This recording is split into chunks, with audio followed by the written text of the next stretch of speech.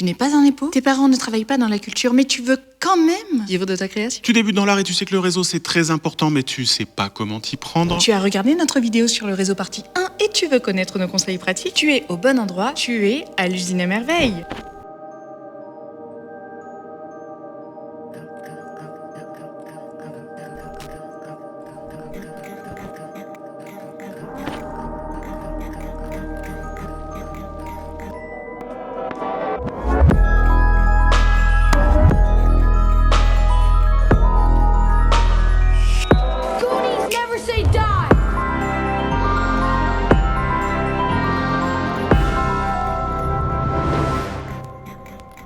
Bonjour les amis, bonjour, bienvenue dans l'usine à merveille, les carnets de l'atelier, les créateurs qui parlent aux créateurs. Aujourd'hui, comme promis, on vous parle de réseau.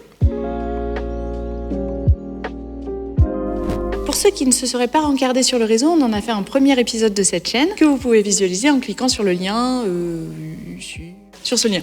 Quand autour de moi je parle de réseau, je parle de vendre son travail, d'en parler autour de soi, etc., à chaque fois j'ai le même discours. Ah non mais moi si c'est pour aller dans des soirées, faire des courbettes et lécher des culs, c'est pas la peine. Eh bien petit scoop, personne ne vous demande ça. On va donc voir alors ce que ça veut dire que de bosser son réseau et comment on peut le faire intelligemment sans passer pour un gratteur. Parce que oui, nous aussi on a été amenés à le faire. Il n'y a que grâce à lui, on le rappelle, qu'on a pu monter nos projets et vivre de notre création. Et surtout ne sous-estimez pas le réseau, c'est aussi important que votre art, si ce n'est plus. C'est ce réseau qui va vous permettre de vous rendre visible et de rendre possible tous vos projets. En parlant de réseau, on va vous parler d'un partenaire, vous le connaissez. C'est un partenaire qui est devenu très important pour nous. On achète notre matériel chez eux. Il nous arrive même de bosser avec eux. Quand on leur a parlé de la chaîne, ils n'ont pas hésité une seconde à nous aider et ils ont grave assuré en nous équipant du matériel avec lequel on tourne aujourd'hui. Je veux parler évidemment de Miss Numérique. Miss Numérique n'est pas un site de revente photo, c'est le premier site de revente photo-vidéo de France. Fatigué de votre ancien matériel?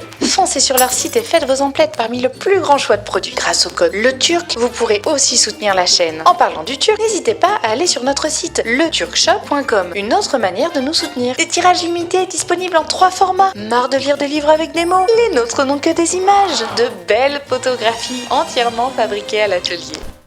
On a divisé notre vidéo en 2 grandes parties, le savoir-faire et le savoir-être. En gros, savoir-être, c'est comment rencontrer des gens, être dans les bonnes dispositions pour faire des rencontres. Et le savoir-faire, c'est comment faire fructifier ces rencontres. C'est un peu abstrait pour vous? C'est normal. Il est temps de rentrer dans le dur du sujet. Allez, vas-y Seb. Rentrer dans le dur. Franchement... Donc on le sait, quand on commence, le réseau, eh bien, ça fait peur. Mais vous allez voir, on peut y mettre son style à soi et chacun peut y aller à son rythme. Et en fait, comme je le disais au début de la vidéo, personne ne vous demande d'être focus. Personne ne vous demande d'être mielleux et on n'est pas obligé de lécher des culs. Après, si on vous le demande. Et de toute façon, la plupart du temps, ça marche pas. Et vous allez me dire, oui, mais moi, je suis timide, je suis pas à l'aise en public. En plus de ça, je suis un peu chelou. Écoutez bien ce que je vais vous dire. Vous êtes un artiste, un créateur. Et donc, vous êtes l'objet social le plus transclasse et inclassable qui soit. Ça veut dire en clair qu'on s'attend presque à ce que vous soyez un peu à côté de la plaque. Vous n'avez pas besoin de respecter les mêmes codes que dans des secteurs un peu plus normaux, traditionnels, on va dire. Et si jamais vous vous retrouvez dans une tablée de plein de gens que vous connaissez pas, dont vous partagez pas les mêmes codes et que vous êtes un peu chelou, ça passera crème. Pourquoi ? Eh bien parce que vous bénéficiez d'une aura. L'aura de l'artiste, du créateur.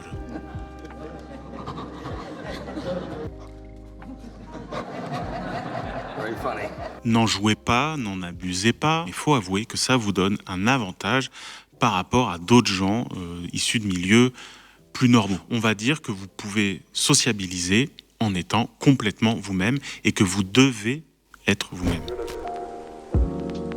Et en fait, je vais même vous dire que c'est un impératif. Soyez vous-même, soyez chelou, soyez excentrique, soyez timide, soyez bavard. Venez habiller comme vous voulez. Venez comme vous êtes, alors c'est ce qu'on attend de vous. On a déjà donné ce conseil dans la partie 1. Soyez prêts à donner. On ne parle pas que de donner matériellement. Donnez de votre temps, par exemple.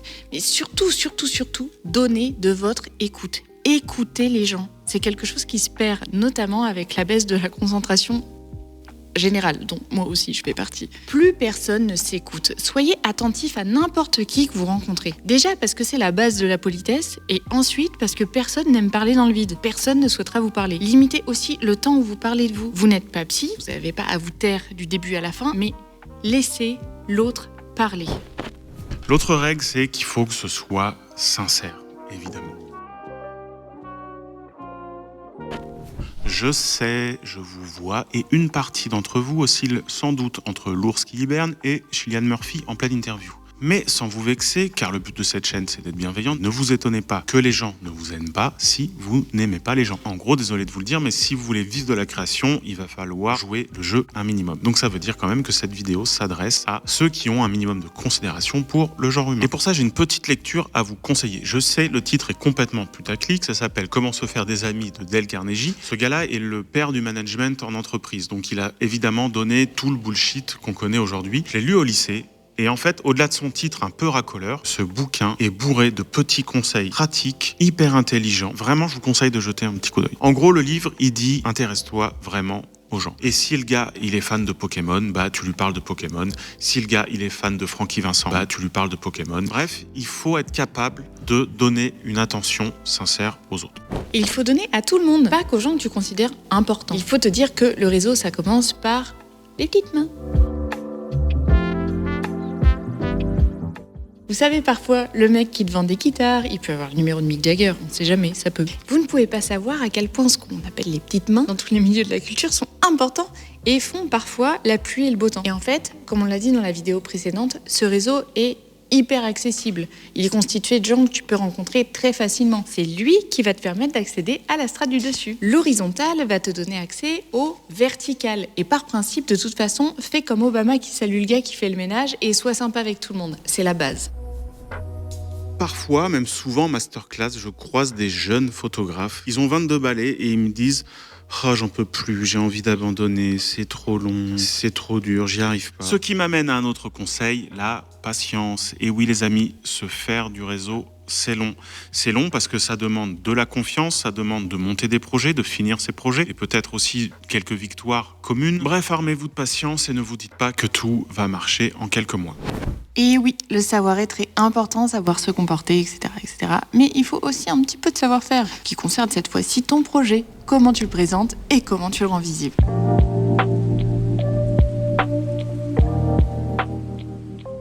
Et oui, le réseau, c'est bien, mais si tu veux qu'il te soit utile, il faut qu'il soit utile au sein d'un projet. Et un projet cadré. Votre projet doit être défini et clair. Il n'a pas besoin d'être terminé, mais il doit exister et avoir des limites. Ainsi, si votre projet est celui d'être photographe, par exemple, il faut délimiter votre ambition et votre domaine d'expertise. Donc, photo de mariage, de newborn, c'est du portrait, est-ce que c'est de la mode, est-ce que c'est de la photo d'art? Et une fois que vous avez bien défini votre projet, du coup, va se dessiner votre stratégie. Vous allez savoir quelle personne il faut absolument rencontrer. Pas qu'en termes de clientèle, mais aussi en termes d'inspiration, de conseils, de communication, bref, de ressources.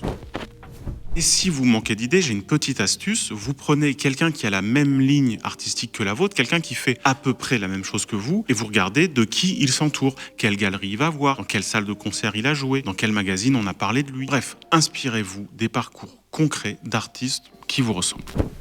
Tu passes du temps avec ta famille? Bien sûr, parrain. On est tous différents, mais Sébastien et moi, on est persuadés que l'appui de la famille est essentiel. Être entouré de personnes en qui vous avez entièrement confiance, c'est un réel point fort. C'est pas pour rien que beaucoup de stars hollywoodiennes bossent en famille. Il y a aussi le fait de se constituer en collectif. Ça, c'est un vrai levier pour le réseau et l'établissement d'une stratégie. Plus on est de fous, plus on en connaît.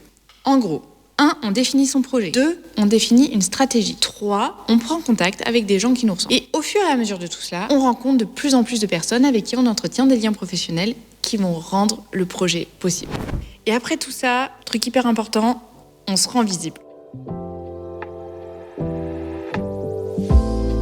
Il est très important de préparer son storytelling et parler de son projet à son entourage. Donc il ne faut pas hésiter à parler de soi, de ce qu'on fait, etc. Bon, pas trop, n'envahissez pas trop l'espace. Tu parles trop. Quelqu'un qui parle trop ne peut pas réussir. Moi, je travaille à chaque fois sur de petits storytelling du projet que je répète en boucle. Voilà, comme ça je réfléchis pas. Dès qu'on me demande, je dis cette phrase. Il faut savoir être clair, précis, rapide. C'est comme la prémisse d'un film. Vous devez pouvoir définir absolument tout votre projet en une phrase et quelques mots-clés. Généralement, un très bon projet, c'est un projet original. Et si l'original, du coup, il n'est pas facile à décrire. Et donc, vous allez avoir vachement besoin de ces mots-clés. Le français, c'est super bien pour décrire des projets chelous. Et si vous avez du mal, demandez soit à vos amis, soit sincèrement à ChatGPT. Ne vous en faites pas, il est vraiment taillé pour ça.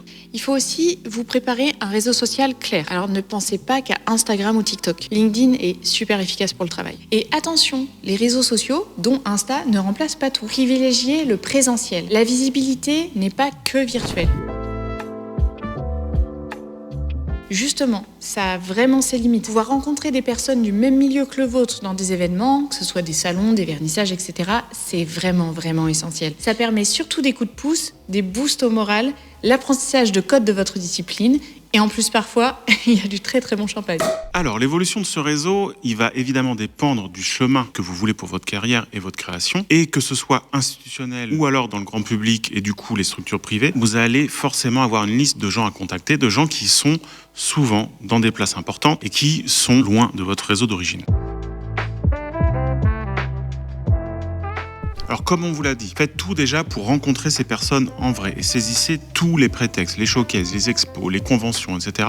pour les croiser. Demandez aussi autour de vous si quelqu'un connaîtrait pas quelqu'un qui connaît quelqu'un qui a le numéro. Alors du coup, conseil, si vous arrivez à rencontrer ces personnes-là, ces personnes importantes, allez à l'essentiel. Sachez que les personnes à haut poste ont très peu de temps à consacrer. Ils ont beaucoup de demandes, ils sont fortement sollicités. Donc soyez bref, concis et clair. Demandez toujours un moyen de le joindre, c'est-à-dire essayer de choper le portable ou le mail perso. Si vous ne pouvez pas les rencontrer en vrai, eh bien il va falloir leur écrire. Vraiment, autre conseil, écrivez. Écrivez aux gens qui vous inspirent. Écrivez même si vous pensez qu'il est inatteignable. On n'a rien à perdre à écrire aux gens qu'on admire et aux gens dont on a besoin. Je vous jure que vous aurez des très bonnes surprises et au pire du pire, il répond pas. Et alors, sachez déjà que ça veut rien dire. Et si jamais il ne répond jamais, eh bien c'est que ça devait pas se faire avec lui et que c'est pas grave, il y a d'autres gens. Bref, on l'espère pour vous, de fil en aiguille, vous allez rencontrer des personnes de moins en moins proches de votre cercle initial et vous allez pouvoir tisser des liens qui vont pleinement vous inspirer ou rendre vos projets possibles. Et à ce moment-là, quand vous allez rencontrer ces personnes, il y a un tas d'autres conseils qu'on aurait à vous donner, mais ça fera l'objet d'une autre vidéo. En attendant, on espère déjà que celle-ci va vous être utile. On rappelle que vous êtes ici à l'Usine à Merveille. Ici, on parle de création, de toutes les créations, et on vous aide à aller au bout de vos projets artistiques.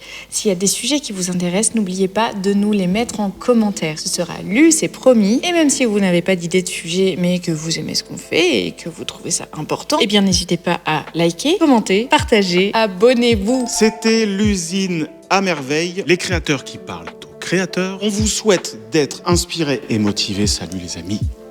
Ciao.